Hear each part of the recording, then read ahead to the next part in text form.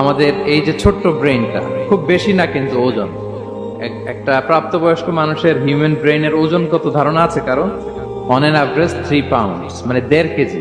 এই 1.5 কেজি ওজনের ব্রেন দিয়ে আমরা পৃথিবীতে এই সভ্যতাগুলো বিনির্মাণ করেছি। এবং আপনি শুনলে অবাক হবেন, আমাদের এই ব্রেইনের মেমোরি ক্যাপাসিটি, মেমোরি স্টোরেজ অনেক বেশি। বিজ্ঞানীরা গবেষণা করে ওনারা জানিয়েছেন যে আমাদের হিউম্যান ব্রেনের মেমোরি হচ্ছে 2.5 পেটাবাইটস।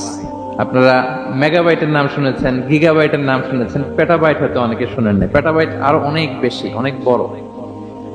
তো 1 পেটাবাইটে হয় 1 মিলিয়ন গিগাবাইট। আই রিপিট, 1 পেটাবাইটে হয় 10 লক্ষ গিগাবাইট। আমাদের ব্রেইনে এই স্নায়ু কোষের সংখ্যা বা নিউরনের সংখ্যা মোর দেন 100 বিলিয়ন্স, মানে 10,000 কোটিরও বেশি।